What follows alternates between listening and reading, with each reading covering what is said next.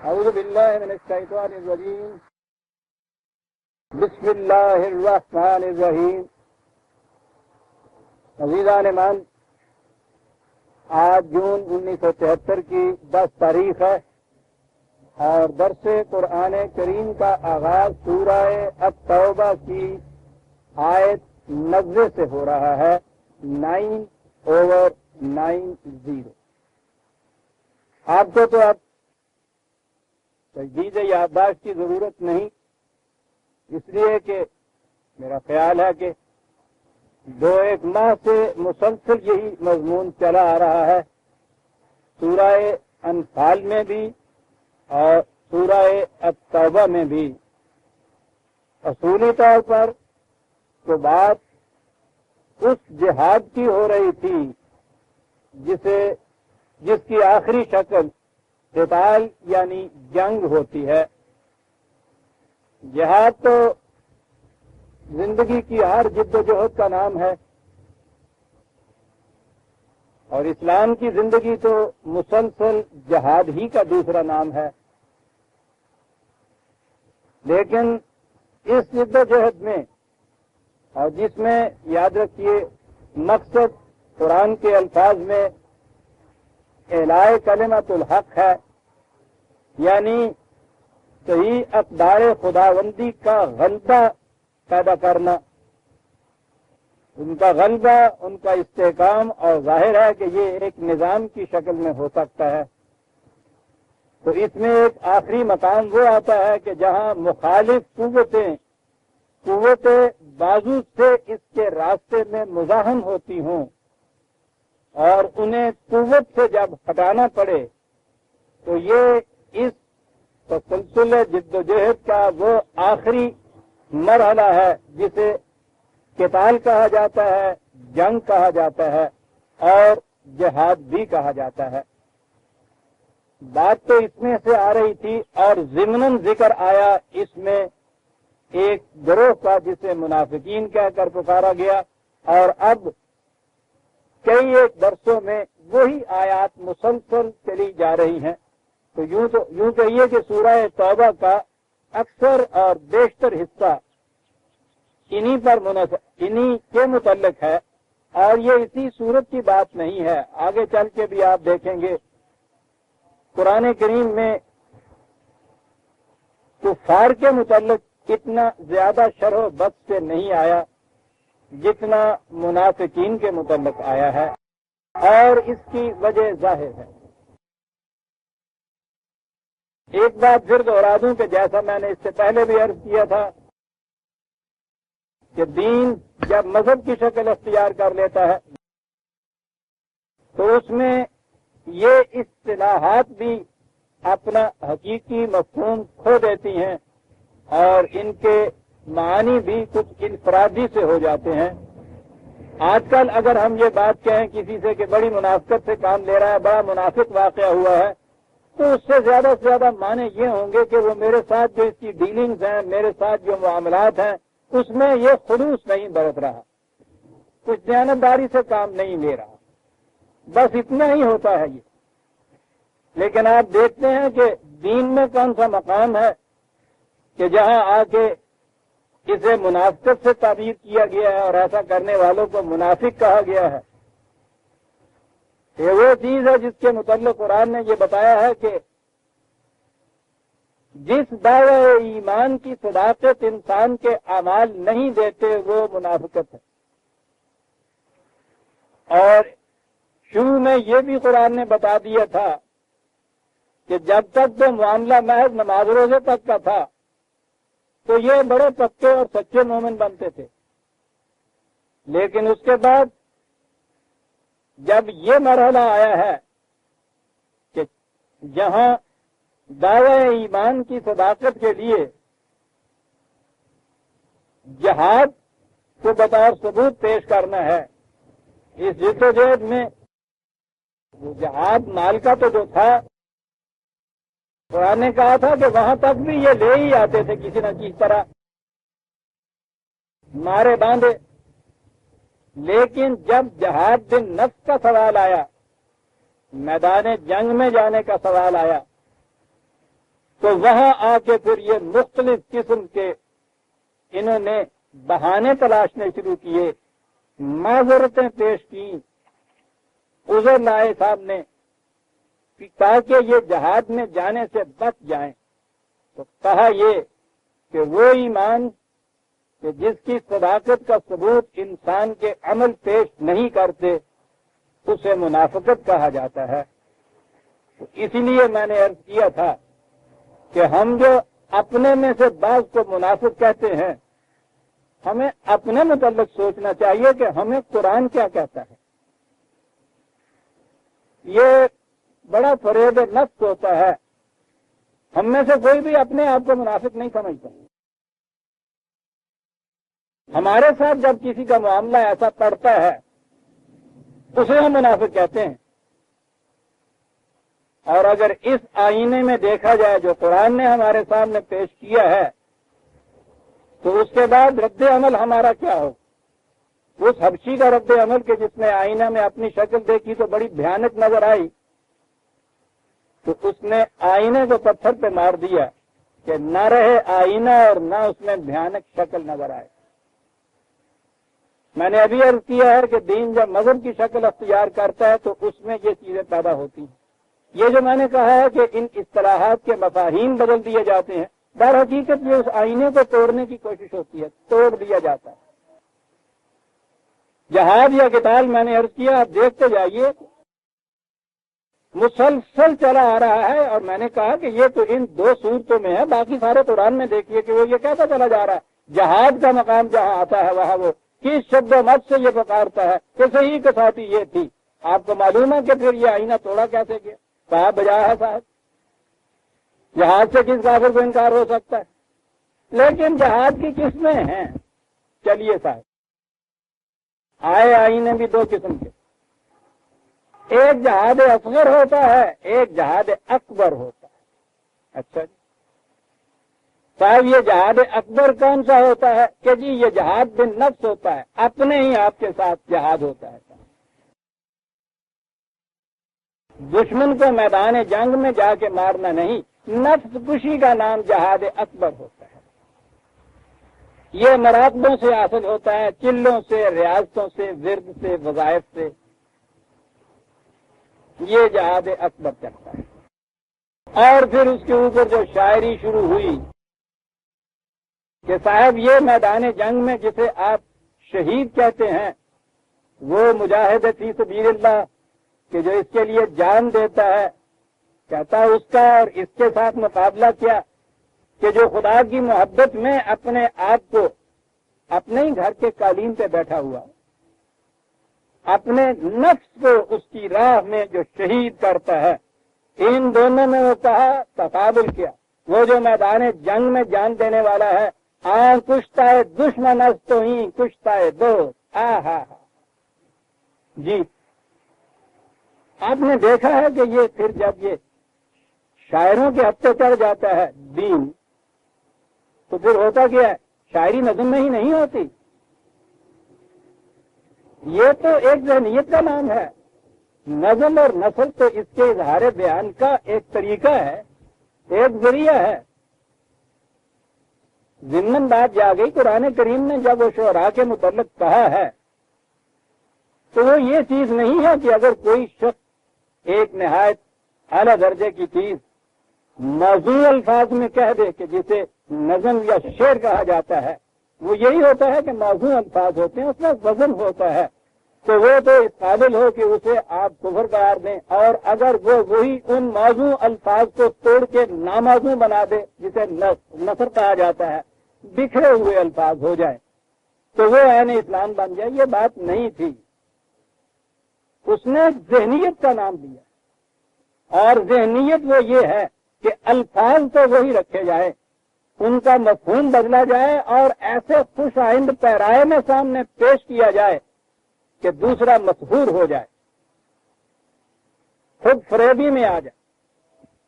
دیکھا آپ نے کہ یہ جہاد اکبر جو کہا گیا، اس کی حقیقت کیا تھی؟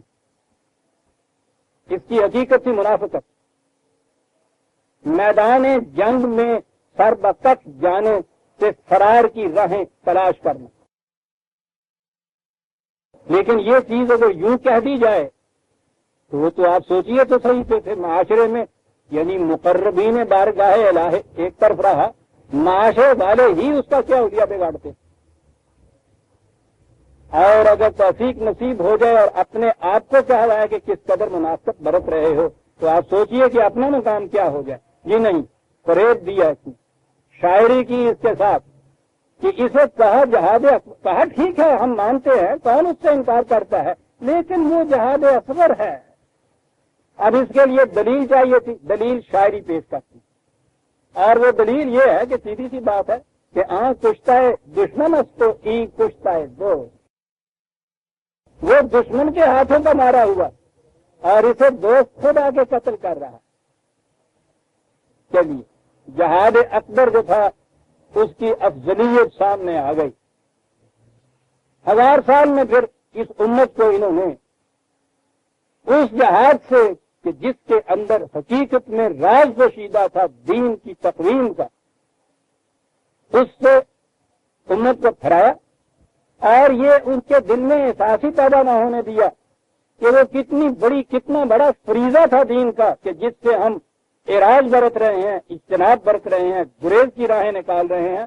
نہیں، خوش ہو گئے کہ ہم نے وہ جہاد اصغر چھوڑ کر جہاد اکبر کی راہ اختیار کر دی. لیکن وہ جو دشمن تھا جس کے یہ کشتہ ہوتے تھے کہ جنہیں خدا نے کہا ہے کہ انہیں مردہ بھی نہ کہو، وہ دشمن اس پہ بھی مطمئن نہ ہوئی. ہم نے چاہا تھا کہ اندوہ وفا سے چھوٹیں، وہ ستمگر میرے مرنے پہ بھی راضی نہ ہوں. انگریز نے کہا کہ نہیں، ابھی دھڑکا ہے ہمیں اس راست کے اندر ابھی کوئی دبی ہوئی چنگاریاں ہیں. ہو سکتا ہے کہ 1857 کی اس جنگ کے بعد یہ دبی ہوئی چنگاریاں کبھی ابھر آئیں، تو ایسا انتظام کرنا چاہیے کہ اس جہاد اصغر کو دفن ہی کر دیا جائے، سوال ہی باقی نہ رہے. تو پہلے تو اس کی تعویل یہ کی گئی یا کرائی گئی، ایک مامور بھیجا گیا اس مقصد کے لیے، یعنی جسے حکم دیا گیا کہ یہ کرنا ہے. مامور کے معنی وہ ہوتا ہے جسے حکم دیا جائے کہ پہلی چیز تو یہ ہے کہ جہاد اکبر جہاد بالقلم ہے. جی بیٹھے رہیے اپنے کمرے میں گوشے کے اندر ایئر کنڈیشن روم میں، قلم ہاتھ میں ہو، فراغت ہو، کمانے والے اور ہوں، کھانے والے آپ ہوں، کیے جائیے جہاد اکبر ساری عمر. پتہ نہیں کتنی الماریاں کہتے ہیں بھر دیا جہاد کر کر کے. یہ کچھ ہوا، ان سے پوچھا گیا، ان کا کہ نہیں ابھی خطرہ باقی ہے. لکھنے میں بھی تو یہ آ سکتا ہے. اور وہ یہاں تھے وہ لوگ کہ جنہوں نے لکھنے میں یہ بات کہی کہ نہیں، جہاد پھر حقیقت وہی ہے کہ جو میدان جنگ میں جا کے ہوگا، اور یہ دین کا فریضہ ہے. اس سے بھی کام نہ چلا تو اس کے بعد پھر میں نے پتہ نہیں ایک درس میں عرض کیا تھا، بلکہ وہ عبارت پڑھ کے سنائی تھی کہ انہوں نے یہ کہہ دیا کہ خدا کی طرف سے یہ وحی نازل ہوئی ہے ہم پہ کہ جہاد دین میں چلا آ رہا تھا. پیغمبروں کے زمانے میں، حضرت موسیٰ علیہ السلام کے زمانے میں جہاد تھا، اس میں عورتوں بچوں کو بھی قتل کر دیا کرتے تھے. رسول اللہ صلی اللہ علیہ وسلم کے زمانے میں آ کر اس میں اتنی ترمیم ہوئی کہ نہیں ان کو قتل نہ کیا جائے، لیکن بہرحال وہ میدان جنگ میں شمشیر جہاد بالسیف جو تھا اس کا حکم جاری رہا. لیکن اب میرے ذریعے سے خدا نے یہ کہہ دیا ہے کہ تلوار کا جہاد اب حرام قرار دے دیا گیا، یہ حکم منسوخ ہو چکا ہے. یہاں یہ تعویل نہیں ہے کہ اس زمانے میں بھی تلوار کا جہاد نہیں ہوا کرتا تھا، یہی ہوتا تھا، یہ بھی کہہ دیتے تو کون روک لیتا. کہا گیا ہے کہ تھا یہ اس زمانے میں. اندازہ لگائیے ویزا نعمان اس جرت کی. اب خدا نے اپنی وحی کے ذریعے سے میری وساطت سے جو وحی بھیجی ہے اس کے ذریعے سے اس جہاد بالسیف کو حرام قرار دے دیا گیا، حکم ہی منسوخ کر لیا. پوچھا ہوگا کہ کیوں جی پی گئی ٹھنڈ؟ یہ ساری صورتیں اور یہ اتنی آیتیں یہ کیا بتا رہی تھی آپ کے سامنے آپ دیکھ رہے ہیں کہ مسلسل یہ چلا آ رہا ہے کہ میدان جنگ میں نہ جانے کے لیے بہانہ تراشیاں، اس کا نام قرآن منافقت قرار دے رہا ہے، کفر کہہ رہا ہے، کفر سے بدتر کہہ رہا ہے، اسے جہنم کے سب سے نچلے درجے میں ان کا مقام بتا رہا ہے، کفار سے بھی نیچے۔ میدان جنگ میں جانے سے بہانہ تراشنا، تو یہ تو پھر بھی بیچارے آ کر کچھ جو بہانے تراشتے تھے تو یہ نہیں کہتے تھے کہ حضور پر یہ جو حکم نازل ہو رہا ہے یہ معاذ اللہ حکم ہی غلط ہے، اس قابل ہے کہ اسے منسوخ قرار دے دیا جائے، یہ نہیں وہ کہہ رہے تھے۔ وہ صرف معذرت پیش کرتے تھے کہ جی میں بیمار تھا، جی میرے پاس کچھ نہیں تھا، گھر اکیلا تھا، اس لیے نہیں جا سکا۔ پھر بھی اس میں معذرت کا پہلو ہوا، اس معذرت کے باوجود اسے کفر قرار دے رہا ہے قرآن، اسے منافقت کہہ رہا ہے۔ لیکن اس کے بعد کیا چیز ہوئی؟ جہاد کا لفظ بالکل صحیح ہے، رہے گا، فریضہ خدا بندی بھی ہے، بجا ہے جناب، ہم اس میں معذرت بھی نہیں پیش کرتے کیونکہ وہ منافقت ہے۔ پھر ادائیگی کیسے ہو رہی ہے؟ جہاد بالقلم کرتے چلے جا رہے ہیں سب، اور اس سے آگے بڑھتے ہیں تو ہم گوشوں میں بیٹھ کر جہاد اکبر نفس کشی سے کر رہے ہیں۔ تو دو ہی گوشے ہمارے ہاں ہو گئے، ایک تو علماء کرام کا جو جہاد بالقلم کرتے چلے گئے، اور اس سے آگے مقربین بارگاہ الہی کا کہ جو نفس کشی کا نام جہاد اکبر جنہوں نے رکھ لیا۔ یہ وہ بہانہ تراشا آپ دیکھتے ہیں کہ جس بہانے کے پیش کرنے میں نہ صرف یہ کہ کسی قسم کی ندامت محسوس نہ ہو بلکہ فخر محسوس کیا جائے کہ ہم بہت بڑا جہاد کرتے ہیں، جہاد اکبر۔ آپ نے دیکھا عزیزان من کہ دین مذہب میں جب آتا ہے تو اس کے ساتھ کیا جاتا ہے، اور یہ وجہ ہے جو قرآن اس تسلسل سے شرع و بس سے باقرار و تکرار یہ موضوع جو ہے منافقین کا اس طرح لا رہا ہے، جیسا میں نے عرض کیا تو فار کے متعلق اس شرع و بس سے نہیں کہا، ان کے ہاتھوں نہیں آدمی مار کھاتا، کھلا ہوا دشمن ہے، پتہ ہے، للکار کے آتا ہے، آپ کو بھی معلوم ہے یہ۔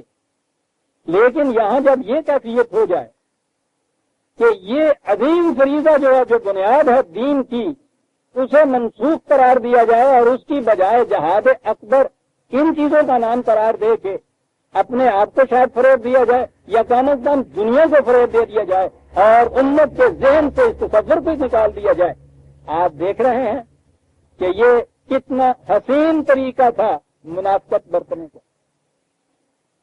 لیکن قرآن تو کوئی راستہ چھوڑتا نہیں جانے، یہ وجہ ہے کہ اس نے یہ ساری چیزیں بھی لی اور یہ بھی کہہ دیا کہ ہاں نماز روزے تک تو ٹھیک تک کے مومن تھے، جب یہ قتال کے متعلق کوئی آیتیں آتی ہیں تو کہا تھا کہ ان کی پیشانیوں کے اوپر بل پڑ جاتے ہیں، جی ان کا یہ چاہتا ہے کہ یہ آیتیں اس میں نہ رہیں، یہ کہا تھا نا قرآن نے۔ انہوں نے کیا کیا؟ آیتوں کو تو اس میں سے نہیں نکال سکتے، پہلے عقیدہ وضع کیا گیا ناسخ و منسوخ، قرآن کی آیتیں جو ہیں قرآن کے اندر جو موجود ہیں پڑھی جائیں گی وہ، لیکن ان کا حکم منسوخ ہو چکا ہوا۔ صاحب کوئی اتھارٹی جس کی کتاب ہو اس کے سوا کسی دوسرے کو حق نہیں پہنچتا کہ اس میں سے ایک لفظ کے متعلق بھی یہ کہہ دے کہ مٹا دیا گیا، صرف وہ کہہ سکتا۔ جس حکومت نے قانون نافذ کیا ہو صرف وہ حکومت کہہ سکتی ہے کہ ہم اپنا وہ قانون واپس لیتے ہیں یا اس میں ترمیم کرتے ہیں، یا اس کی جگہ کوئی دوسری حکومت آ جائے تو وہ یہ کہہ دے کہ ہم سابقہ حکومت کے تمام قوانین کو منسوخ قرار دیتے۔ یہ ہو ہی نہیں سکتا کہ کوئی دوسرا غیر اس حکومت کو حکومت بھی مانے اور یہ کہے کہ ہم منسوخ کرتے ہیں اس حکومت کے خلاف حکم کو۔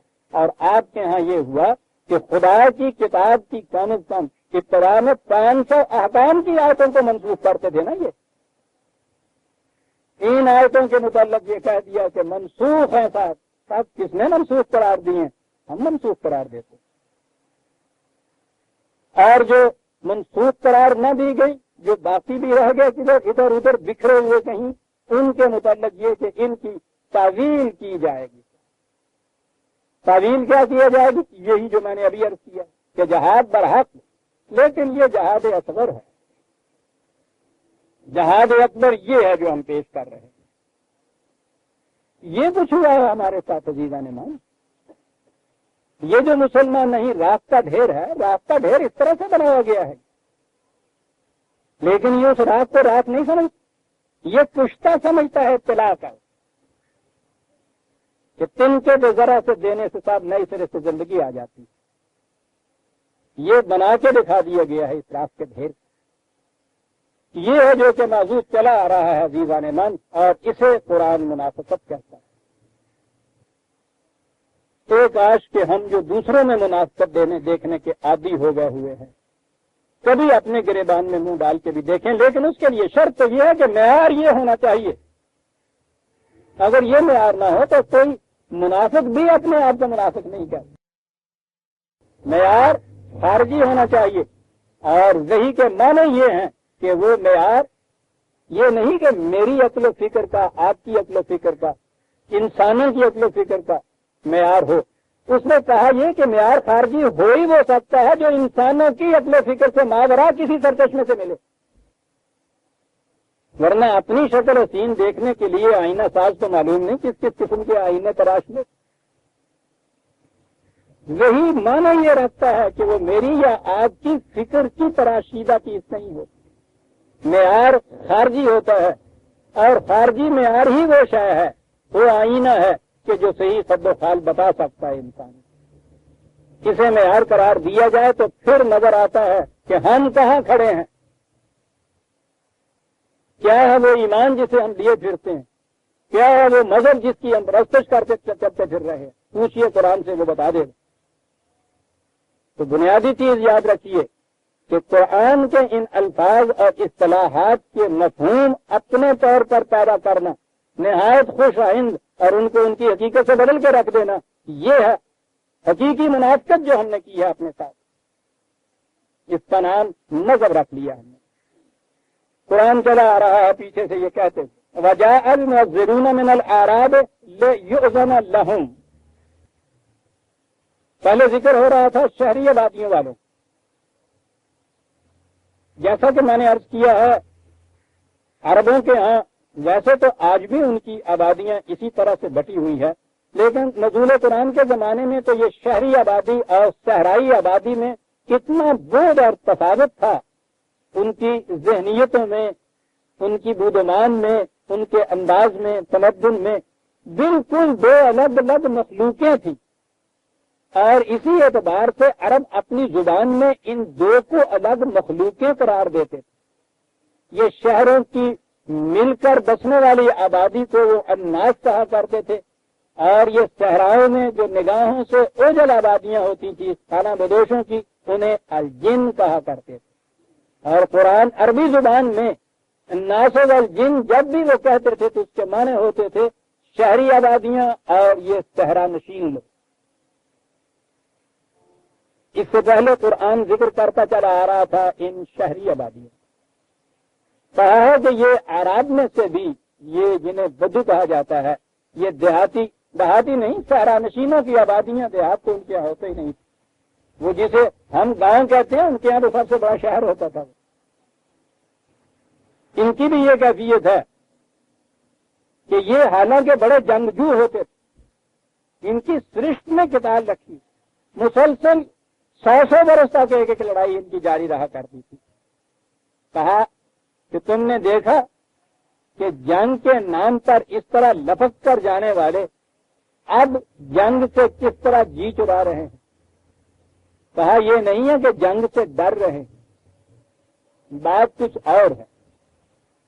اس سے پہلے جنگ کی جاتی تھی مال و غنیمت کے لیے، لوٹ مار کے لیے، ذاتی انتقام لینے کے لیے، قبیلے کی پرسٹیج کے لیے، اپنے ذاتی پندار کی خاطر. مشہور ہے نا وہ واقعہ ذاتی پندار کا کہ بدر کے میدان میں جب ابو جہل کو اس کی چھاتی پہ بیٹھ کے وہ لڑکا ہی تھا بھی نوجوان قتل کرنے لگا ہے، تو اس نے کہا کہ یہاں سے حلق پہ سے قتل نہ کرو، یہاں نیچے سے قتل کرو.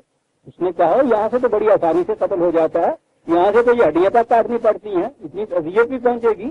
تو یہ کہا کے لیے کہنے لگے کہ جنگ کے بعد دستور تھا ان کے ہاں کہ بڑے بڑے سرداروں کے سر نیزوں پہ لٹکا اٹھا کر اور ان کا جلوس نکالتے تھے.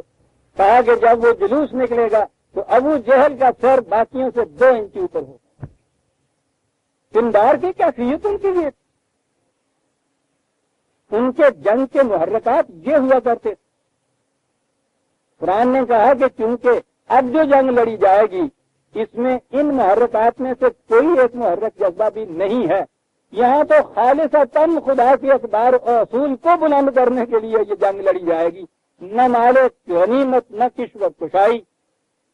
اس لیے یہ نہیں کہ جنگ سے ڈرتے ہیں، جنگ کا محرک جذبہ ان کے ہاں وہ نہیں پیدا ہو سکا کہ جو ایمان پیدا کیا کرتا ہے، اس لیے منافقت. کیا بات ہے،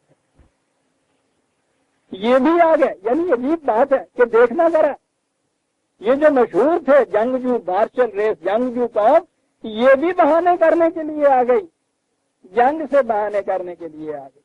کہا دیکھ لیا نا کہ پھر اصل شے محرک جذبہ ہوا کرتا ہے، اور جذبہ محرکہ کو ایمان کہا کرتے ہیں. عزیزان ایمان، آج جو پوچھا جاتا ہے کہ اعمال صحیح ہونے چاہیے، ایمان کی کیا ضرورت ہے، انہیں پتہ نہیں ایمان کہتے کس چیز کو. جنگ ایک عمل کا نام ہے. جنگ سے آپ جو کہتے ہیں کہ صاحب عمل موجود ہے، جنگ ایمان کی کیا ضرورت ہے؟ ایمان کی ضرورت یہ ہے کہ جنگ مال غنیمت کے لیے بھی ہے، جنگ قبیلے کے انتقام کے لیے بھی ہے، جنگ ذاتی پندار کی خاطر بھی ہے. یہ ایمان ہے. اور جنگ صرف خدا کی کے کلموں کو، اس کے قانون کو، اس کی اقدار کو بلند رکھنے کے لیے، غالب رکھنے کے لیے بھی جنگ ہے. یہ بھی ایمان ہے. اب ایمان اور ایمان میں فرق آپ دیکھ لیجئے، جنگ میں کتنا فرق پیدا ہو گیا. اسے کہتے ہیں ایمان. کہا یہ بھی آ گئے، کتنے جنگجو وہ بھی ادھر تلاشیوں پہ آ گئے. معذرون من الآراء، ڈرنے والے نہیں ہیں، ادھر لے کے آ رہے ہیں. لیجیے گا نا لہم کہ ہمیں بھی اجازت دے دیجیے کہ ہم پیچھے رہ جائیں. وَقَعَدَ الَّذِينَ كَذَبُوا اللَّهَ وَرَسُولَهُ ہوا. کہا پیچھے رہنا چاہتے ہیں، یہ کیوں نہیں کہتے کہ ہم نے جو وعدے کیے تھے خدا اور اس کے رسول کے ساتھ اسلام لاتے وقت وہ جھوٹے وعدے تھے.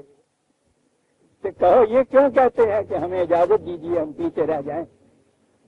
سیدھی بات کیوں نہیں کہتے کہ وہ وعدے جھوٹے.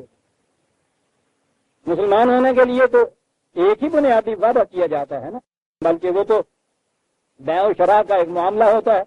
ان اللہ اشتری من المؤمنین انفسهم واموالهم بان لهم الجنہ. اسلام لانے والا تو لکھ کے دے دیتا ہے کہ میں نے اپنی ساری کمائی جو کچھ کسب و ہنر سے میرے پاس ہے اور یہ جان کے جو میری اپنی بھی نہیں ہے، یہ دونوں ہی میرے کسب و ہنر کی کمائی اور مجھے جو کچھ وہبی طور پہ ملا ہوا وہ یہ سارا کیسے جانے والا ہے. یہ سارے کا سارا یہ بھی نہیں ہے کہ میں نے یوں ہی دے دیا، بیچ دیا ہے. یہ تھا جو وعدہ کیا. کہا کہ یہ وَقَعَدَ الَّذِينَ كَذَبُوا اللَّهَ وَرَسُولَهُ. یہ جو اجازت مانگ رہے ہیں پیچھے رہنے کی بات نہیں ہے. اسلام لاتے وقت جو وعدہ کیا تھا کہہ رہے ہیں وعدہ جھوٹا. اسی لیے کہا فَيُصِيبُ الَّذِينَ كَفَرُوا مِنْهُمْ عَذَابٌ عَلِيمٌ. یہ کفر ہے جو اختیار کر رہے ہیں. دیکھیے کیا ہے، آپ دیکھ رہے ہیں کہ کس چیز کا نام کفر ہے. یہاں کہا جاتا ہے کہ نہیں صاحب یہ بڑی زیادتی ہے کہ یہ چیزیں آپ شروع ہو گئے ہیں، یہ کفر اور اسلام کی بات ہے، کسے مسلمان کہا جائے گا کسے نہیں مسلمان کہا جائے گا. سیدھی سی بات ہے کہ جو تمہیں آ کے سلام کہے اسے کہو کہ ٹھیک ہے جی یہ مومن ہے. جو سلام کہے پوچھئے ان سے کہ یہ سلام کی بات تو ایک طرف رہی، وہ تو ہر چیز میں پورے اترتے چلے آ رہے ہیں. قرآن یہ کہتا ہے یصیب الذین کفروا منہم عذاب الیم. یہی تو کفر ہے. اور کفر کی بدتر شکل ایک تو وہ تھا کہ جس نے آ کے یہ بیچا ہی نہیں تھا. ایک وہ ہے کہ جو آ کے یہ عہدنامہ لکھ کے دے دیا تھا میں نے بیچ لیا ہے. جب مانگا جاتا ہے اس چیز کو تو اس وقت پھر بہانہ تراشیاں کرتا ہے. یہ اس سے بدتر چیز ہے. پہلے دن سے کہہ دیتا کہ نہیں صاحب ہم نہیں دینے کے، بات صاحب کفر ہے اور بدتر قسم کا کفر ہے. کہا ٹھیک ہے، ایسے حالات پیدا ہو سکتے ہیں کہ جس میں انسان جنگ میں نہ جا سکے، ایسی صعوبات برداشت نہ کر سکے. لیسا علی الضعفاء ولا علی المرضى ولا علی الذین لا یجدون ما ينفقون حرج. کمزور ہے، سفر کی صورت برداشت کرنے کے قابل نہیں، بیمار ہو گئے ہیں عارضی طور پر، وہ بھی نہیں، ایک اور قسم کی جنگ میں جانے کے لیے آپ دیکھیے ابھی حالت مملکت کی کیا تھی. یہ میں عرض کر دوں کہ اس زمانے میں یہ اسٹینڈنگ آرمی تو ہوتی نہیں تھی. ایک ریگولر آرمی گورنمنٹ کی پیڈ الگ یہ ہوتی نہیں تھی. ہر مومن سپاہی ہوتا، کاروبار کرتے تھے اپنے، جب جہاد کے لیے آواز پڑتی تھی باہر آ جاتے. ان میں سے جنہیں کاروبار کے لیے چھوڑنا مقصود ہوتا تھا مملکت انہیں چھوڑ دیتی، باقی چلے جاتے اپنے اپنے خرچ پر، اپنے خرچ پر جاتے تھے. مال غنیمت میں ان کا اپنا حصہ کوئی نہیں ہوتا. وہ اوکھی گالی نبھائی ہوئی تھی انہوں نے عزیزان من، جو میں کہا کرتا ہوں کہ ان کا دھکا لگا ہوا 1300 سال سے بغیر انجن کے جو گاڑی بھی چل رہی ہے، نام کی صحیح چل رہی ہے، یہ ان کے اس ایمان کا ہی سکتا ہے. وہ بھی تھے کہ جن کے پاس جانے کے لیے کچھ نہیں. ابھی وہ آیت آتی ہے عزیزان من، کلیجہ پھٹ جاتا ہے اس آیت کو دیکھ کے. کہا ٹھیک ہے ایسے لوگ جو ہے وہ نہ جائیں، پیچھے رہ جائیں. اب پیچھے رہ کے یہ پھر کیا منافقت برتے ہیں؟ منافقین کا بتایا ہے نا کہ پیچھے رہ کے کیا کرتے تھے کہ جب انہیں وہاں شکست ہوتی تھی تو ان سے کہتے تھے کہ دیکھا ہم ٹھیک کہتے تھے نا کہ نہیں جانا چاہیے، ہم ساتھ جاتے تو ہم بھی مرتے، تم ساتھ جاتے تم بھی مرتے. اور اگر وہاں کامیابی اور فتح ہو جاتی تھی تو وہ کہتے تھے کہ فتح اور کامیابی اس قوم کی ہوئی ہے نا، ہم بھی اسی قوم میں سے. فتح تو قوم کی ہوتی تھی، شکست ان افراد کی ہوتی تھی. کہتے یہ پیچھے یہ کرتے رہتے تھے. اور یہاں یہ کہا کہ یہ پیچھے رہ جانے والے جو ہیں، پیچھے تو یہ بھی رہیں گے، پیچھے وہ بھی رہے تھے. ان کی کیفیت کیا ہے؟ اذا نصحوا للہ ورسولہ، یہ پیچھے بیٹھے ہوئے کیا کہیں گے؟ لفظ نصیحت ہے عزیزان من. اب دیکھا نصیحت ہمارے یہاں کیا معنی پیدا کر دی. نصیحت نہیں کیا معنی پیدا کیے. اور پھر جب حضرت ناصر شاعروں کے یہاں چلے گئے تو پھر تو پوچھتے نہیں اس کی مٹی کتنی. یہ نصیحت کیا ہے؟ بنیادی معنی نصیحت کے ہوتے ہیں کسی کے چاہ کے گریباں کی رفو گیری کر، کسی کے پھٹے ہوئے کپڑے کو سی دینا. ان کے یہاں ناصر برجی کو کیا، ہمارے ہاں کا ناصر وہ ہوتا ہے کہ جو باقی دھجی کو بچ گئی ہے نا، اپنے کچوٹوں سے آ کے اس کو بھی لیر کر دینا ہے ناصر. یہ سچے تھے جو ناصر کے پیچھے پڑے. کہا کہ یہ جو پیچھے رہ جائیں گے یہ پیچھے رہ کے کیا کریں گے؟ یہ یہاں بیٹھے ہوئے ان کی یہ کیفیت ہوگی کہ جسے ہوم فرنٹ آپ کہتے ہیں نا، یہ وہ سنبھالیں گے. یہاں اللہ اور رسول کے متعلق جہاں کہیں دیکھیں گے کہ ان کے دامن میں کہیں کوئی چاک پیدا ہونے والا ہے، جھٹ سے اس کی رفو کر دیں گے. معاشرے کو فساد سے بچائیں گے، انتشار سے بچائیں گے. لفظ بدنام ہو گیا ہوا ہے جسے پروپیگنڈا کہا جاتا ہے. اب تو وہ بڑے ہی بڑے معنوں میں استعمال ہوتا ہے. صحیح خیالات جو ہے انہیں پھیلائیں گے. یہاں جانے والوں کی تقویت کا سامان بنیں گے، رہنے والے ان کے گھروں والوں کی تسکین کا موجب بنیں گے.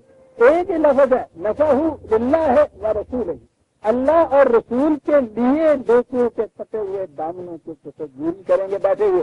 بیٹھتے ہوئے کے ساتھ دیکھا بات کیا کہہ رہا ہے قرآن عزیزان من. ایک لفظ اس کا دیکھنے کے قابل ہے. کہا صحابہ بیٹھیں گے، یہ بھی بیٹھیں گے وہ بھی، وہ بیٹھ کے تمہاری باقی کپڑے جو ہیں ان کو سیکھتے جائیں گے، یہ بیٹھ کے رفو گری کرتے چلے جائیں گے.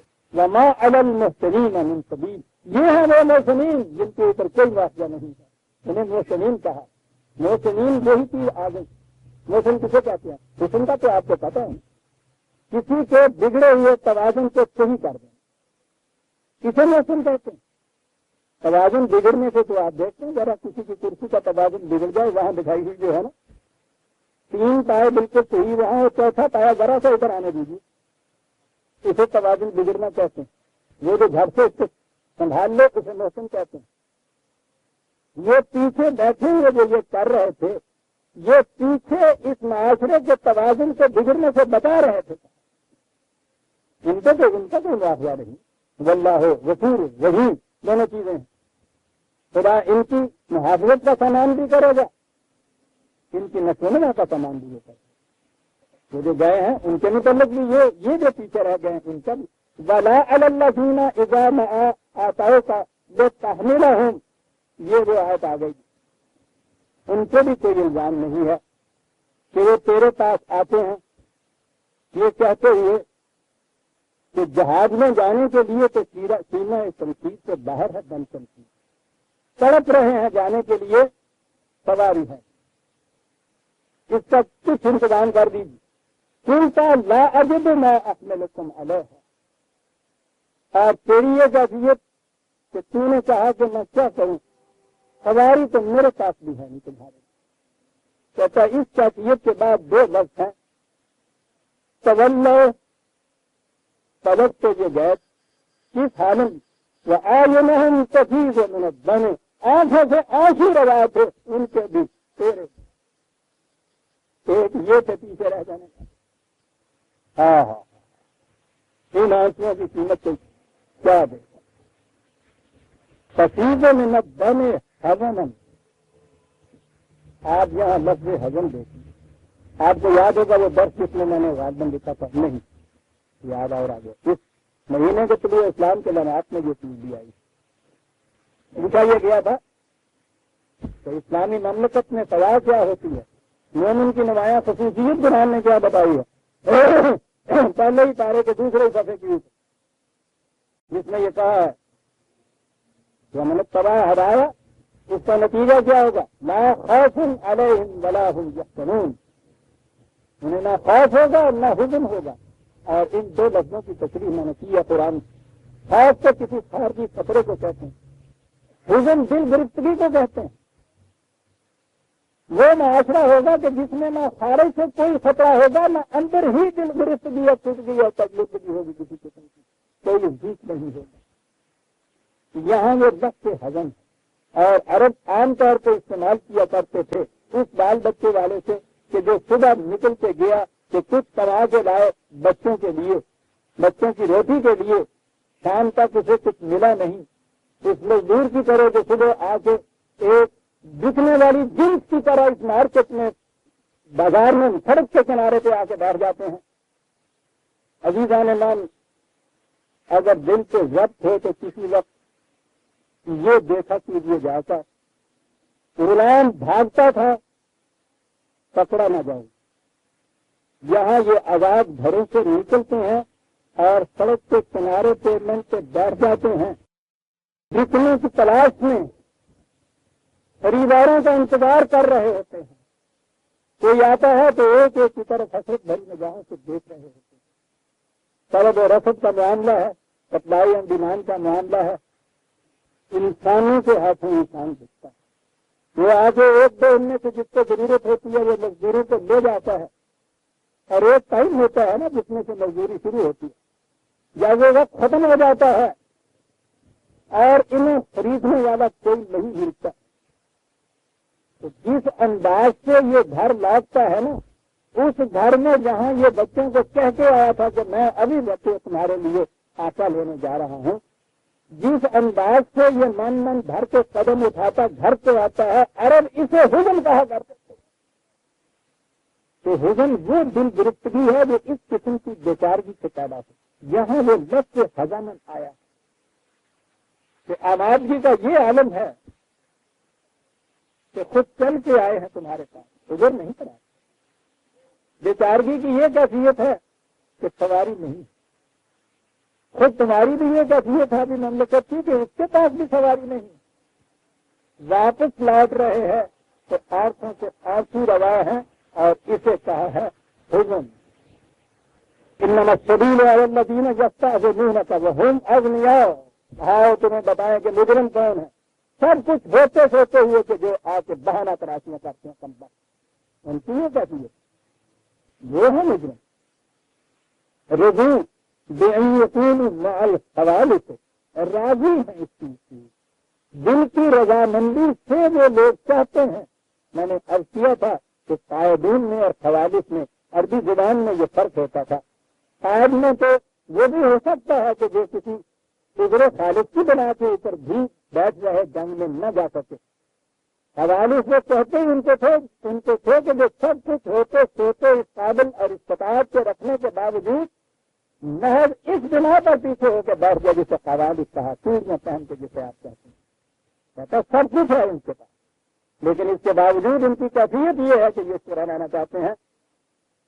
کہتا ان کے ساتھ جو ذہنیت یہ ہو جائے منافقت کی، جہاں وہاں سمجھانے کے لیے سر مارنے سے کیا تھا. یہ ہے وہ جن کے متعلق کہا وَطَبَعَ اللَّهُ عَلَىٰ قُلُوبِهِمْ فَهُمْ لَا يَعْلَمُونَ، ان کے دلوں پر مہریں لگ جاتی، ان کی بات ان سے سمجھانے کی کرے گا نا. اور جس کی کیفیت یہ ہے کہ کانوں میں ڈال پھینک لے، آنکھوں کے پتیاں باندھ لیں، دنوں کو کہیں گے قالوا قلوبنا غلف، کہو انہیں آپ علم بصیرت کی بنا پہ کیا سمجھائیں گے، وہ سمجھنا چاہتے ہی نہیں. یا تو ضرور ابھی رہنما اس وقت سے پہلے یہ حسین بات آئی، 10واں پارہ یہاں ختم ہوتا ہے، 11واں شروع ہوتا ہے. تو شاہد اس لیے یاد آ گیا عمر وقتہ لاہور میں آ کر درس قرآن کریم 1958 میں شروع کیا تھا. کراچی میں تو بہت پہلے سے تھا، یہاں 1958 میں نئے سرے سے شروع کیا تھا. 68 میں 10 سال کے عرصے میں ہم نے ختم کر لیا تھا ایک دفعہ پورا قرآن کریم درس میں 68 میں. تو وہ 10 سال میں پورا قرآن کریم ہم نے ختم کیا تھا. 68 میں ہی پھر شروع کر دیا گیا تھا. تو 73 جی مارچ 68 میں شروع کیا تھا. جون 73 میں 5 سال میں اب سے ہم 10 پارے ختم کرتے ہیں. تو گویا پہلے برس کے مقابلے میں یہ زیادہ تفصیلی آ رہا ہے.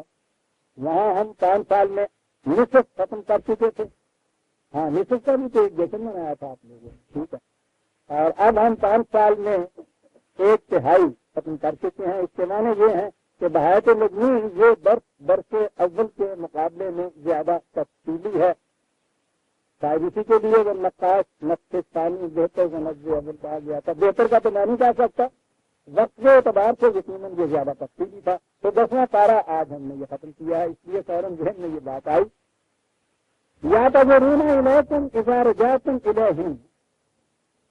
کہا یہ تو نیت ہے جب تم واپس آؤ گے نا استقبال کے لیے باہر ملیں گے، جیسے اب ہم کہتے ہیں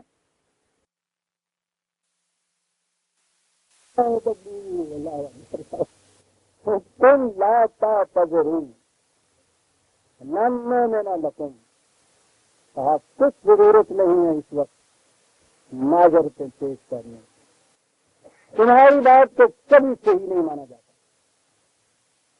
میں نے عرض کیا تھا نا کہ یہ نو میں نہ لکا اور نو میں نہ بکا، یہ پریپوزیشن جو عربی کی بڑا فرق اس میں ہوتا ہے.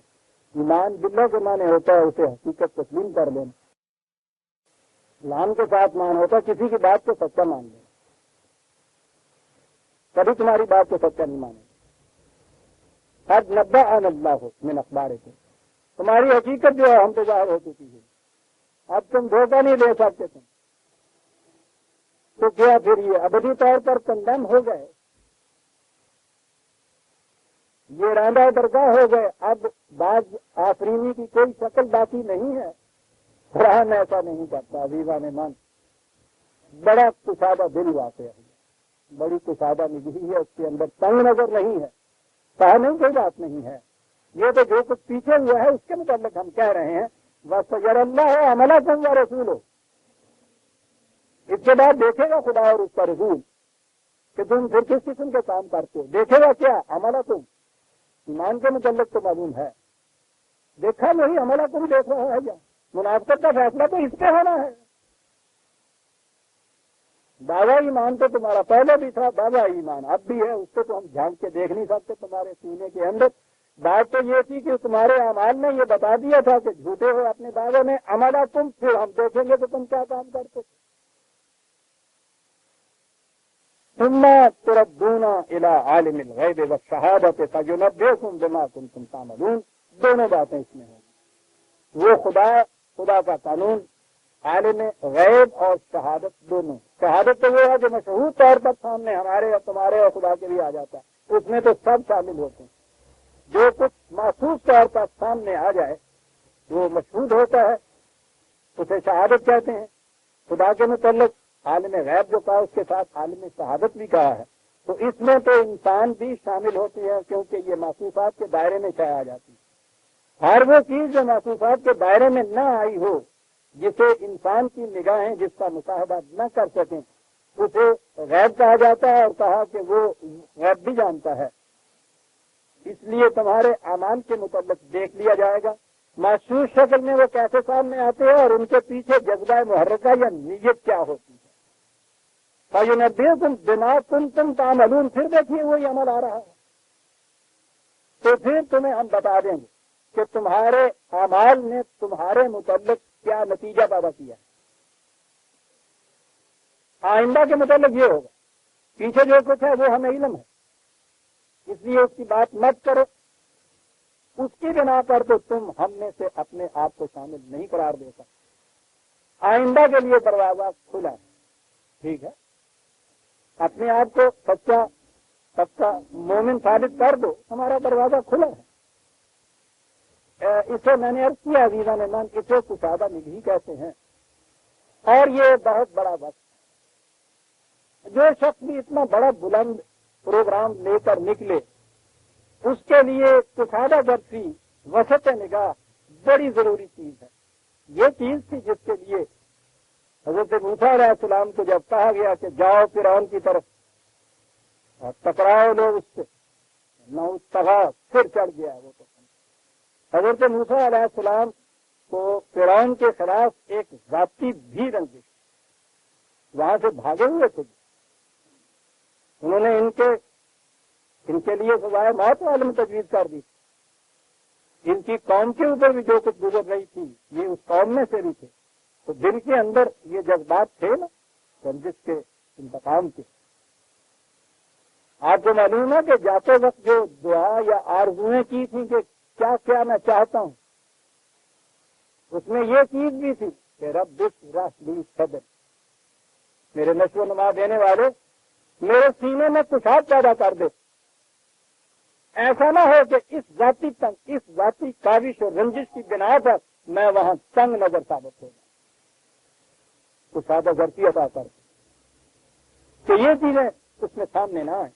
اور یہی وجہ تھی کہ قرآن میں یہ ہے کہ ان سے کہا گیا تھا کہ موسیٰ ہم جانتے ہیں کہ تمہاری طبیعت ذرا بڑی جلالی واقعہ ہوئی ہے، قل لہم قولا لینا، نرمی سے بات کرنا، ہو سکتا ہے کہ نرمی کا اثر ہو جائے۔ یہ وہی کر سکتا تھا جس کے سینے میں کشاد پیدا ہو گئی، اور یہ وہی نعمت کبریٰ تھی جس کی یاد حضور صلی اللہ علیہ وسلم کو دلائی گئی کہ الم نشرح لک صدرک، کشادگی نگاہ عزیزان من۔ اور پھر جب اقتدار اور قوت ہاتھ میں آئے، اس وقت نگاہ کی کشادگی کہ جب پورے اہل مکہ جکڑے ہوئے رسیوں اور زنجیروں میں پا بجانا سامنے کھڑے ہوں، دنیا کے ہر قانون اور خود عربوں کے ہر قاعدے کے مطابق ان کا سر اڑا دیا جائے اور کسی کو اس میں اعتراض نہیں ہو سکتا۔ این اس وقت جب انہوں نے پوچھا کہ ہمارے ساتھ کیا کیا جائے گا، تو کہا کہ یہ ٹھیک ہے کہ دین کے بھی تم دشمن تھے، لیکن ایک چیز یہ ہے کہ تم نے ذاتی طور پر بھی مجھے بڑی تکلیفیں پہنچائی، اس کا بھی میرے سینے میں زخم ضرور موجود، لیکن آج جو تم اس دین کو قبول کر رہے ہو تو تمہارے اس عمل کے اوپر میری ہزاروں ذاتی رنجشیں نثار ہوں، لا تثریب علیکم اليوم۔ یہ ہے شرح صدر عزیزان من، تنگ نظر صاحب قوت کے ہاتھ میں دشمن آیا ہوا، پوچھو نہ پھر کیا کرتا ہے اس کے ساتھ۔ اسے سیڈسٹک ٹینڈنسی کہتے ہیں سائیکالوجی میں، کسی کو ایذا پہنچا کر خوش ہو۔ یہ جو آپ دیکھتے ہیں نا کہ اس کے بعد فوری قتل نہیں کر دیا جاتا، ورنہ اگر دشمن ہے اس سے خطرہ ایسا تھا، تاریخ میں بھی آپ پڑھتے ہیں، دیکھتے ہیں واقعات بھی آج، تو مشکل کیا ہوتی ہے، قابو آیا ہے ایک، اب تو مار دینا بھی بڑا آسان ہوتا ہے، ایک گولی چلائے مار دی جائے، لیکن آپ جو دیکھتے ہیں نا کہ اس طرح سے نہیں مارا جاتا، وہ مارا جاتا ہے جس کے متعلق اس نے یہ کہا تھا کہ مجھے کیا برا تھا مرنا اگر ایک بار ہوتا، ایک بار نہیں مارا جاتا۔ یہ وہ چیز ہوتی ہے کہ جسے سیڈزم کہتے ہیں، اذیت پہنچا کے لذت حاصل کرنا، یہ تنگ نظری کا نتیجہ ہوتا ہے۔ اس جذبے سے جو بلند ہونا ہے اسے کہتے ہیں شرح صدر۔ اور بلند انسان کے کیریکٹر کی ایک یہ بھی خصوصیت ہوتی ہے کہ عین ایسے وقت میں وہ شرح صدر سے کام لیتا ہے۔ اس لیے یہ چیز کہی کہ آئندہ کے لیے دروازے کھلے ہوئے، ہم تنگ نظر واقع نہیں ہوئے ہیں۔ تمہارے اعمال نے اگر یہ بتا دیا کہ تم واقعی اپنے دعویٰ کے ایمان میں سچے ہو، ہم گلے سے لگا لیں گے تم۔ فَيَحْلِفُونَ بِاللَّهِ لَكُمْ إِذَا انقَلَبْتُمْ إِلَيْهِمْ لِتُعْرِضُوا عَنْهُمْ، اللہ کی قسمیں کھا کے کہیں گے جب تم واپس آئے کہ جی نہیں تھا، درگزر کیجیے، بات بالکل سچی تھی جو ہم نے کہی ہے، یہی آپ کے کسی نے کہا فَأَعْرِضُوا عَنْهُمْ، آگے بڑھ جاؤ۔ اعراض برتو، یہ دیکھیے یہ لفظ ہے، اعراض برتی ہے، ان سے پتہ نہیں کیا گیا، کاٹ کے نہیں پھینک دیا گیا، اعراض برتی ہے۔ کہا ہوا کیا تھا ان کے ساتھ؟ کہا ہوا یہ تھا، کیا بات ہے، انہم رجس۔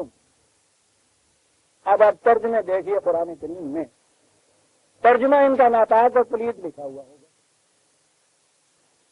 یعنی عزیزان من سوچیے اگر یہی بات تھی، اتنا کچھ ان کے خلاف ہو رہا کہ جاؤ ہم کبھی اس شکل میں تمہیں اپنے ساتھ نہیں لینا، معلوم ہو گیا ہے تم جو کچھ، تمہارے اعمال نے یہ ثابت کر دیا ہے، یہ ساری چیزیں ان کے متعلق کفر کہا جاتا ہے، جہنم کو سمجھے کہا جاتا ہے۔ جب پوچھا جاتا ہے کہ یہ جرم کیا تھا تو جرم اتنا ہی تھا کہ جاؤ تم ناپاک ہو جانا، آ گیا۔ رجس بڑی عجیب چیز ہے۔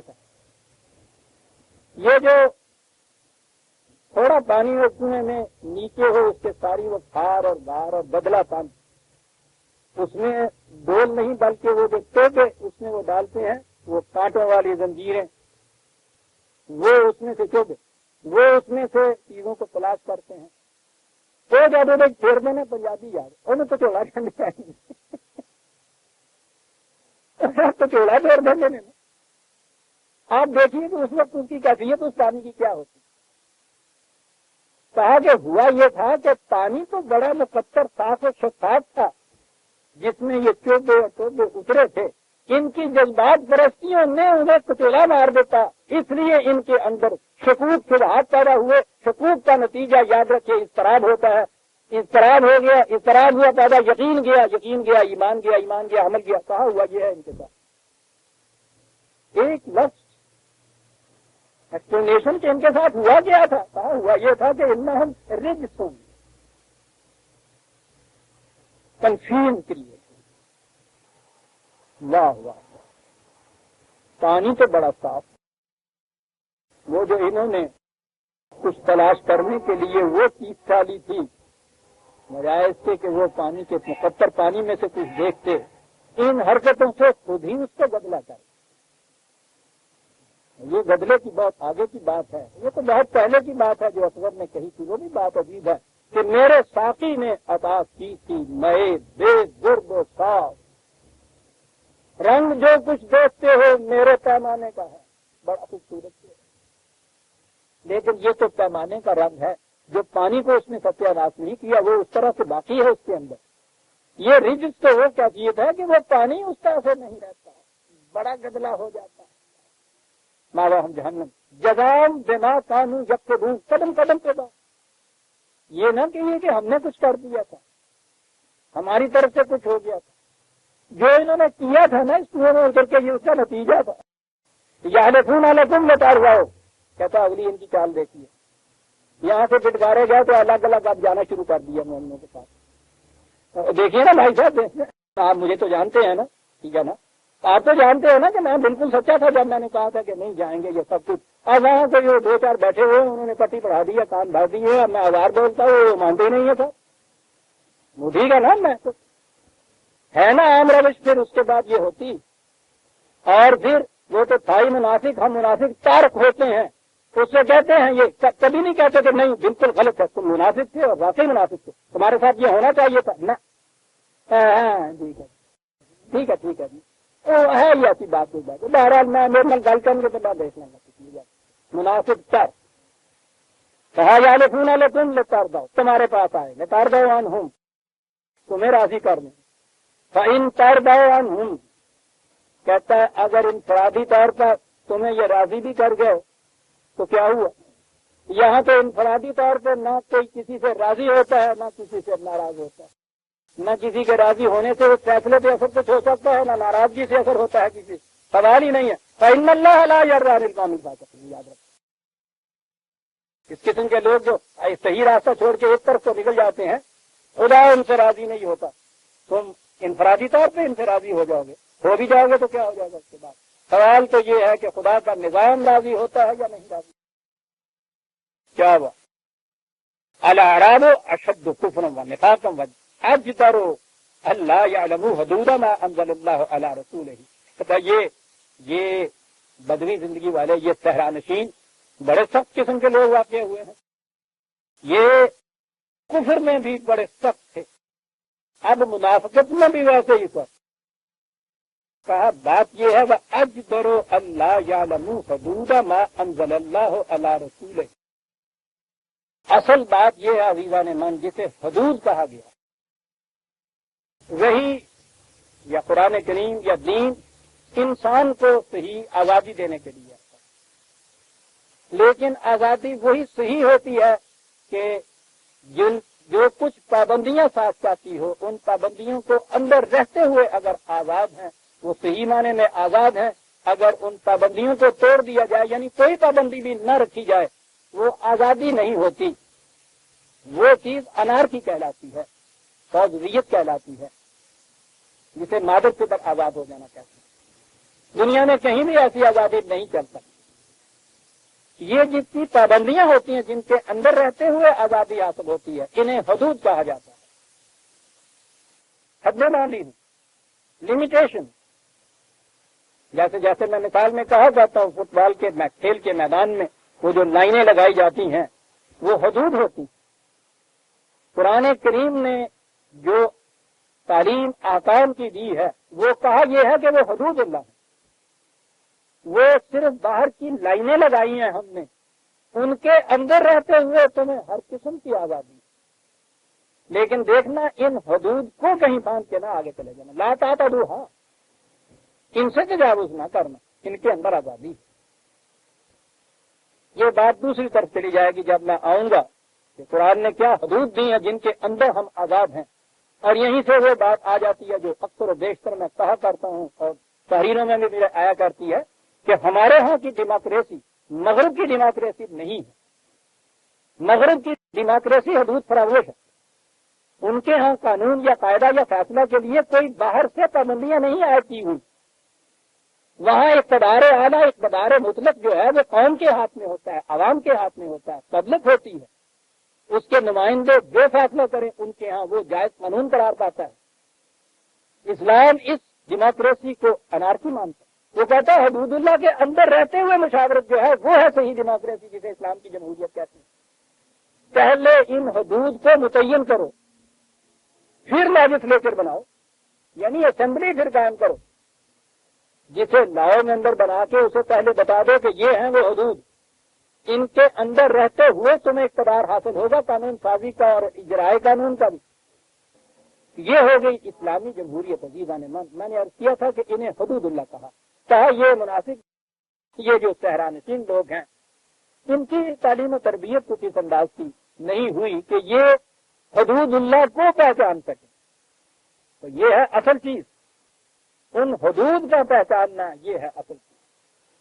یہاں رکنا ہے وہاں رک جانا ہے، یہاں بڑھنا ہے وہاں بڑھتے چلے جانا ہے، یہ چیز یہ نہیں پہچانتے۔ اور اللہ علیم حکیم، خدا نے یہ جتنی بھی پابندیاں عائد کی ہیں، یہ جو لائنیں کھینچی ہیں، وہ علم پر مبنی ہیں، حکمت پر مبنی ہیں۔ میں نے اپنے ہاں ایک جگہ لکھا ہے تو تبویب کے اندر یہ بات آ گیا تھا، خدا کے متعلق جہاں آیا تھا حکیم، حکمت ریشنلزم کو کہتے ہیں، ریزن کو کہتے ہیں، دلیل کو کہتے ہیں، علم و بصیرت کو کہتے ہیں، فلسفے کو کہتے ہیں۔ خدا قادر مطلق، قادر مطلق خدا کا یہ تصور دینا کہ وہ حکیم ہے، یعنی وہ ریشنلی فیصلہ کرتا ہے جو فیصلہ کرتا ہے۔ میں نے اس میں بھی لکھا تھا کہ کم از کم میری محدود نگاہ نے، میں نے مذاہب عالم کی کتابوں کا مطالعہ کیا ہے اپنی مذہب کے مطابق، تو پھر میری وہ جو کتاب ہے مذاہب عالم کی کتابوں کی تاریخ وہ بھی اس کی شہادت دیتی ہے خدا کا تصور بنیادی چیز ہے دین میں عزیزان من. سب سے پہلے یہ دیکھنا چاہیے کہ جو مذہبی مدعی ہے خداقت کا وہ خدا کا تصور کیا دیتا ہے. اور صفات خدا کی جو ہے مل جائیں گی کہیں کوئی کہیں کوئی کہیں کوئی. ایک تو یہ جو جامعہ طور پہ قرآن نے جو صفات بنائی ہیں یہ کہیں آپ کو نہیں ملے گی. اور سب سے بڑی چیز جو میں نے ابھی عرض کر رہا تھا کہ میری نگاہ نے کسی مذہب کی کتاب میں خدا کے متعلق حکیم نہیں دیکھا لکھا. قادر مطلق تو لکھا ہے, ڈکٹیٹر تو کہا گیا ہے, عامر تو ہے وہ, یہ سب. لیکن یہ کہ وہ جو فیصلہ کرتا ہے, جو قانون بناتا ہے, وہ عین علم و حکمت پر مبنی ہوتا ہے, ریشنلی فیصلے کرتا ہے.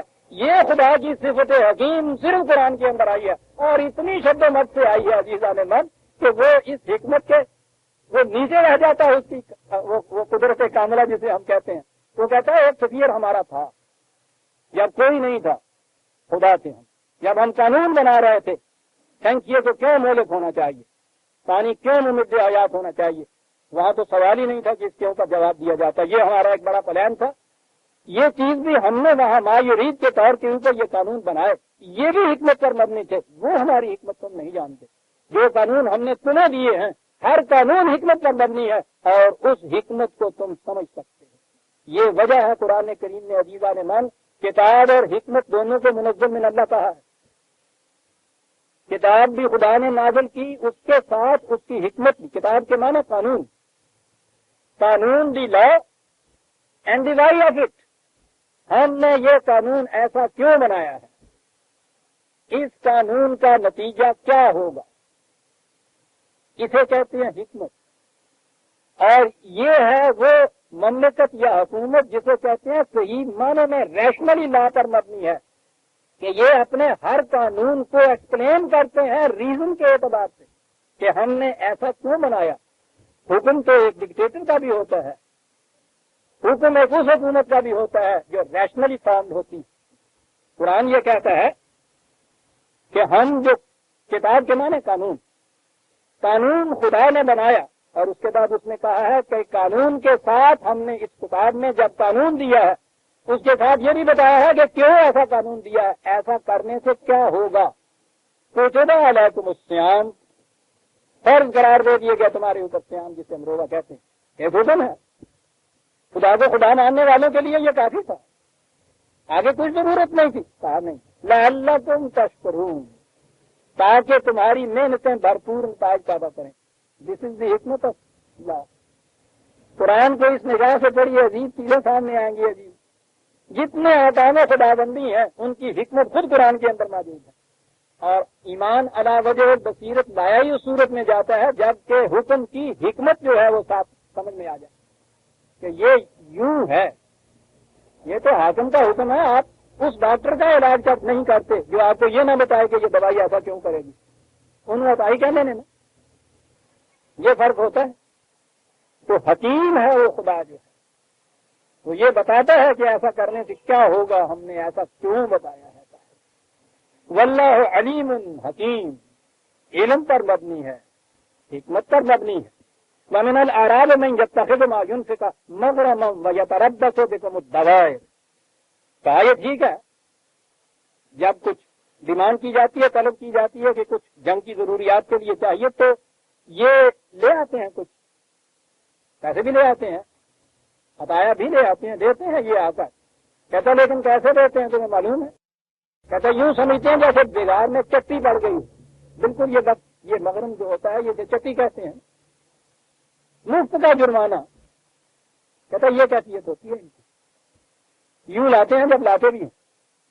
تو یہ تربت ہو بالکل دوائر, لانے کے ساتھ یہ خلوص و نیت نہیں ہوتی کہ خدا کرے تم کامیاب فاتح منصور ہو, نہ, لاتے ہیں چٹی کی طرح اور دل میں کہتے ہیں یا اللہ انہوں نے بیڑا گھر کا مار دیا روز انہوں نے مانگ کے, نہ پائے رفتن نہ جائے مانن, کیا کرے مصیبت میں آ گئے. یا تربص بکم الدوائر, دوائر عجیب لفظ, وش سرکل جسے کہتے ہیں. یہ چاہتے ہیں علیہم دائرۃ السوء, یہ چیز جو ہے ان پہ تو یہ بھنور جسے کہتے ہیں, یہ تمہارے متعلق جو آگے کہتے ہیں نا کہ اس طرح سے گرداب اور بھنور میں ہو, اس کی تو بات یہ کہتے ہیں انتظار کرتے ہیں, ان سے کہو انتظار کیجئے, لیکن تمہیں معلوم نہیں ہے کہ اس قسم کے بھنور میں پھنسے ہوئے ہیں. کس بھور میں پھنسے ہوئے ہیں یہ؟ کیا بات! یہ جرت نہیں کہ اعلانیہ کہہ دیں کہ نہیں صاحب ہمارے بس کی بات ہے نہیں، کفر اختیار کر، یہ جرت نہیں، یا یہ چیز کے ساتھ شاید رہنے سے کوئی فائدہ ہی ہو، اعلانیہ یہ بھی نہیں کہتے، اور صدق کے دل سے ساتھ بھی نہیں رہتے. کہتا تمہیں پتا ہے دائرہ تو 100، یہ ہے وشش سرکل. اس وشش سرکل میں کس بھنور کے اندر یہ پھنسے ہوئے ہیں ان کو کچھ پتا نہیں. واللہ سمیع علیم. ہم سنتے بھی ہیں ان کی باتیں، اور ایسے ہی نہیں ہے کہ صرف سن کے ہی فیصلہ کر دیتے ہیں، علیم بھی واقع ہوئے ہیں، جانتے بھی ہیں، سنتے بھی ہیں، جانتے بھی ہیں. سننے والے کے لیے جاننے والا ہونا ضروری ہے. فمن الاعراب من یؤمن باللہ والیوم الاخر. آؤٹ رائٹ نہیں کنڈم کر رہا کہ پوری کی پوری قومی کے متعلق فیصلہ کر دیا، کہنے لگے غلط بات. ان میں وہ لوگ بھی ہیں جو سچے دل سے ایمان لائے ہوئے ہیں. فَيَتَّخِذُ مَا يُنْفِقُ قُرُبَاتٍ عِندَ اللَّهِ وَصَلَوَاتِ الرَّسُولِ. جو لاتے ہیں اس لیے لاتے ہیں. میں نے پچھلی دفعہ عرض کیا تھا، پہلے تو قرب کے متعلق کہا تھا کہ جسے قرب خدا بندے کہا جاتا ہے، خدا کے رنگ میں رنگے جانے والے بات، مقرب خدا کے جو ہیں. ہمارے ذہن میں تو وہ تصور آیا ہوا نا جس کا میں نے کہا ہے کہ آئینے ہی بدل کے رکھ دیے ہوئے ہیں. ورنہ یہ لفظ جو ہے قرب یا قربات، یہ بلندی مدارج کے لیے آتا ہے، اپنے مدارج کی بلندی. اور دوسری چیز جو ہے عند اللہ، یہاں نہیں یہ کچھ ان کے ذہن میں ہوتا کہ یہ اتنا کچھ دے دیجئے، خان بہادر کا خطاب مل جائے گا، وہ جو ایک تختی لگے گی ہسپتال کے باہر، اس کے اوپر سنگ مرمر کے اندر یہ کندہ کیا جائے گا کہ فلاں صاحب فلاں کے بیٹے فلاں کے پوتے نے اس طرح سے یہ اتنا دیا، اور اس کے نیچے پھر یہ افتتاح فرمایا انہوں نے کہ 4 ہی سال کے بعد نہ انجن بمارن نئی جلی وہ پھر تختیاں اکھیڑتے پھرتے نہیں ہوگا جا کے. قربات عند اللہ، مدارج چاہتے ہیں لیکن خدا کے قانون کے مطابق مدارج چاہتے ہیں. اور دوسری چیز وصلوات الرسول، وہ پچھلا درس یاد کیجئے جس میں نے عزیزان من صلاۃ و سلام کے متعلق کر دیا، یہ وہ لفظ آ گیا. چاہتے یہ کیا ہے؟ یہاں کیا چاہتے ہیں؟ رسول سے بھی کوئی معاوضہ نہیں مانگتے، کچھ نہیں، لیکن ایک چیز سائیکولوجیکل جو ہوتی ہے، صرف اپریسیشن چاہتے ہیں کہ شاباش بیٹا بات اچھا کی. اور جیسا میں نے عرض کیا تھا قرآن اس کو ضروری سمجھتا تھا خدا. اور جیسا میں نے عرض کیا تھا آج کی سائیکالوجی میں یہ چیز آ گئی ہے کہ جب ویجز ڈٹرمن کرنے لگو، میں نے عرض کیا تھا کہ اکنامکس میں یہ چیز دے دی گئی ہے کہ جب بھی آپ ویجز ڈٹرمن کرنے لگو لیبر کی، تو جو بھی اس کے لیے فارمولہ تم وضع کرو یا اختیار کرو وہ تو اکنامک کا ہوگا، لیکن اس انکم میں سائیکولوجیکل انکم بھی شامل کرو. اس کا نام ہے سائیکولوجیکل انکم، اور یہ ہے کسی کی تحسین اور آفرین اور اپریسیشن اس کی کی جائے. اب وہ یہ کہتے ہیں کہ اگر تم زیادہ پروڈکشن چاہتے ہو، بہترین کام کو چاہتے ہو، تو اس کے لیے یہ چیز بھی ضروری ہے کہ اچھا کام کرنے والے کی تحسین و آفرین بھی کرو. رسول سے کہا گیا کہ جب یہ تمہارے پاس لے کے آئیں یہ عطیے، تو یہ لے کے آتے ہیں بالکل خلوص قلب سے، معاوضہ نہیں چاہتے کسی سے، تم سے بھی معاوضہ نہیں چاہتے، لیکن خود میں اموالہم صدقۃ، وصول کیا کرو، اور اس کے بعد وہ صدقہ علیہ، اور ساتھ یہ کہا کرو شاباش بہت اچھا کیا تم نے. کیوں کیا کرو؟ ان صلاۃ کا ختم لہم، تیری شاباش سے ان کو سکون حاصل ہوتا ہے. اور وہ سکون ہے حقیقت میں کہ جس سے جب واپس جاتا ہے انسان پہلے سے زیادہ محنت کے ساتھ کام کرنے کے راضی ہوتا ہے. اور پھر جو خود صلوات یا یہ تعظیم کرتا ہے اس کے دل کی کشادگی بھی تو آپ کو معلوم ہے نا. تنگ نظر کے پاس لے جائیے کوئی کام جو کبھی جی نہیں چاہے گا کہ پھوٹے منہ سے ایک لفظ بھی تعریف کا وہ کہہ دیں. تو یہ جو شاباش دینے والا ہے اس کی کشادگی نگاہ، جس کو تم اس طرح سے شاباش دیتے ہو اور تحسین و آفرین کہتے ہو اس کو، اس کے اندر ایک نیا ولولہ اس سے بیدار ہوتا ہے. خوشامد نہ یہ کرتا ہے نہ متمنی اس کا وہ تھا. دونوں چیزیں جتنی کی جاتی ہیں یہ صرف خدا کے لیے کی جاتی ہیں. کہا یہ اس لیے یہ کچھ کہتے ہیں الا انہا قربۃ لہم، ٹھیک ہے ان کے مدارج بلند ہوں گے ہمارے نزدیک. فیدخلہم اللہ فی رحمتہ ان اللہ غفور رحیم، ان کو خدا اپنی رحمت میں داخل کرے گا. رحمت کے معنی اب آپ نے سمجھ لیا ہوا، وہ سامان نشو و نما جو انسان کی ذات کی نشو و نما کرتا ہے، اس طرح جیسے رحم میں بچے کی نشو و نما ہوتی ہے کہ جس میں کوئی نسب و موازنے کا تصور نہیں ہوتا۔ شاید میں نے ذکر کیا تھا یا نہیں کیا تھا، میں یہ ذکر کر دوں۔ میرے نزدیک یہ جو تصور تھا نا عیسائیت میں، خدا کو انہوں نے فادر کہا، باپ کہا ہے، اور سمجھے یوں ہے کہ ہم نے بہت بڑا رشتہ قائم کیا ہے، فادر نہیں۔ یہ تو ان کی خود اپنی انسانوں کی بنائی ہوئی تعلیم ہے۔ خدا کی تعلیم ہوتی تو وہ فادر کا رشتہ نہیں قائم کرنے دیتا۔ فادر کا بھی ایک رشتہ ہوتا ہے، لیکن رشتہ حقیقت میں ماں کا ہوتا ہے۔ اس رشتے کے معنی کیا ہوتے ہیں؟ باپ اگر بچے کی پرورش کرتا ہے، اس پہ ضرب کرتا ہے، تعلیم بھی دیتا ہے، ٹھیک ہے، اس کا فریضہ بھی ہے، لیکن آپ کو معلوم ہے غیر شعوری طور پر کہتا یہ ہے کہ یہ میرے لیے عصائے تیری ہوگا، میرے بڑھاپے میں میرا سہارا بنے گا۔ اپنا سہارا بنانے کے لیے اس کو یہ سب کچھ بنا رہا ہوتا ہے۔ ماں جنین کو جب رحم میں پرورش کر رہی ہوتی ہے، وہ تو اپنا جسم بھی آدھا اس کے اندر انڈھیل کے رکھ دیتی ہے، اور اس کا معاوضہ کچھ نہیں۔ وہ اسے اس قابل بناتی ہے کہ وہ لوچڑے سے جیتا جاگتا بچہ بن جائے، وہ بن جائے کچھ۔ پیدا ہونے کے بعد اپنا خون کو دودھ میں کنورٹ کر کے اس کی پرورش کرتی چلی جاتی ہے، اور پرورش اس طرح سے کرتی ہے کہ وہی بچہ جب ذرا سا گھٹنیاں چلنے لگتا ہے تو چراغاں کرتی ہے گھر میں، ریڑھ لگ گیا جی، خیر نہ چالن میرا ریڑھ لگ گیا جی، یعنی اس میں اپنے پاؤں پہ کھڑے ہونے کی کچھ صلاحیت پیدا ہو رہی ہے، دیکھتے ہیں۔ اور اگر وہ چلنے لگ جائے تو اس دن تو پوچھو ہی نہیں کہ گھر میں کیا ہوتی ہے، تر لگ گیا اس کے اندر، دیکھیے کردا پوچھیے اس ماں سے کہ جس کے سامنے ہو، اور پہلی بات جب وہ کہتا ہے مام یا اماں تو پھر تو وہ نچاور ہو جاتی ہے، بولنے نہیں لگتے۔ یعنی یہ کیا ہے؟ یہ اپنی پرفیکشن کی طرف پہنچ رہا ہے، وہ اس کی نشو و نما کیے چلی جاتی ہے، صرف یہ جذبہ کہ اس کی نشو و نما ہو جائے۔ کہیں وہ مستبیان یا سوکھے کی بیماری میں بچہ جب مبتلا ہو، پھر اس ماں کو پوچھیے، خاص طور سے گاؤں کی ماں کو، لمبا لمبی پھر بھی نکل رہے ہیں نا، اس دھوپ کے اندر 10-10 میل کا سفر، کہیں کچھ بھی ہو اپنی حالت کی روح سے ہو، اس پیر کے پاس، اس فقیر کے پاس، سرین درخت کے چولوں کے تاگے بن دیا کہ چراغاں کر دی پی ہے گیا، ہر طرح کے جتن کریں رہی ہے، کیا کس کام کے لیے؟ یہ اپنے پاؤں پہ کھڑے ہونے کے قابل ہو جائے۔ عزیزان من نام کا یہ چیز ہے، تعلق اسے کہتے ہیں کہ دوسرے کو اس کے پاؤں پہ کھڑا ہونے کے قابل بنا دیا جائے۔ حقیقی تعلق یہ تھا جو ہونا چاہیے۔ خدا نے اپنا تعلق جو کہا ہے، رب کا تعلق کہا ہے نشو و نما دینے والا، ٹھیک ہے، اس میں داخل ہو جاتا ہے، باپ بھی اس میں داخل ہو جاتا ہے، ماں بھی ہو جاتی ہے۔ اس نے رحیم جو اپنے آپ کو کہا ہے کہ جیسے رحم کے اندر پرورش ہوتی ہے، اس میں صرف ماں داخل ہوتی ہے، جیون من باپ نہیں داخل ہوتا۔ وہ تو والد تو ہوتا ہے، تعلیم کے بعد اس کا حصہ ختم ہو جاتا ہے۔ یہ پھر رحیم جو ہوتی ہے، رحمت جو ہوتی ہے، اس کے بعد ماں کی طرف سے۔ اور یہی وجہ ہے کہ خدا نے غفور کہا ہے، پروٹیکشن دیتا ہے، باپ دیتا ہے، ٹھیک، غفور کے ساتھ رحیم ساتھ کہا ہے۔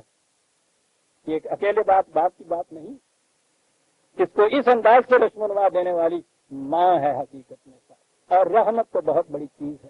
اور آپ جانتے ہیں کہ پھر ماں کے بعد دوسرا رحیم کون ہوتا ہے دنیا کے اندر، جو اپنا اسے دیتا چلا جاتا ہے تاکہ یہ اپنے پاؤں پہ کھڑا ہو جائے، یہ استاد ہوتا ہے۔ وَيُعَلِّمُكُمُ الْكِتَابَ وَالْحِكْمَةَ، نبی کی یہ خصوصیت بتائی کہ یہ استاد ہے تمہارا، اپنا علم تمہارے اندر ادھیلتا چلا جاتا ہے، اور اس کے بعد فخر کرتا ہے۔ ہر استاد اپنے قابل فخر شاگرد کو دیکھ کے فخر سے پورا نہیں سناتا، بڑا عالم بن گیا جناب، بڑے اسکالر ہو گیا ہے۔ آپ نے دیکھا ہوگا یہاں وہ آنے والے پرائمری اسکول کے ماسٹر بیچارے چلے آ رہے ہیں، کہاں آ رہے ہیں کہ جی میں ملن چلے آیا جی، ملک صاحب نے ٹھیک ہے تو میرا شاگرد ہے گا جی، جی میں نے پڑھایا ہے جی۔ وہ کچھ مانگنے کے لیے نہیں آتا ان سے، وہ صرف یہ خوشی محسوس کرتا ہے کہ میں نے اپنے علم جو اس کو دیا تھا اس کی بنا پہ آج یہ اس قابل ہو گیا ہوا ہے۔ یہ بڑی چیز ہے عزیزان من، ماں کے بعد رشتہ استاد کا رشتہ ہے صاحب، جو اپنا علم انڈھیل دیتا ہے دوسرے کے اندر۔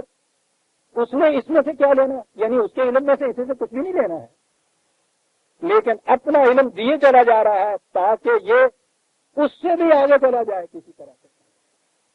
تو یہ رشتہ ہے کہ جو رسول کا رشتہ بتایا، اور اس رشتے کی بنا پہ کہا وَمَا أَرْسَلْنَاكَ إِلَّا رَحْمَةً لِّلْعَالَمِينَ، یہ ہے وہ رحمت.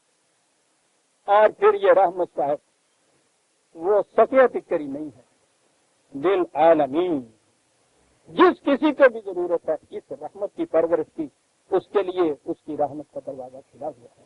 اس کی تعلیم یعلمکم الکتاب والحکمہ، اور پھر کتاب ہی نہیں دیتا وہ، ساتھ اس کے حکمت کی تعلیم دیتا ہے. اور تعلیم کے اعتبار سے اس کا یہ رشتہ رحمت کا رشتہ استوار ہو جاتا ہے. عزیزان ایمان، اس لیے خدا جو ہے وہ بھی رحیم ہے اس معنی میں کہ وہ سامان نشو و نما دوں دیتا ہے.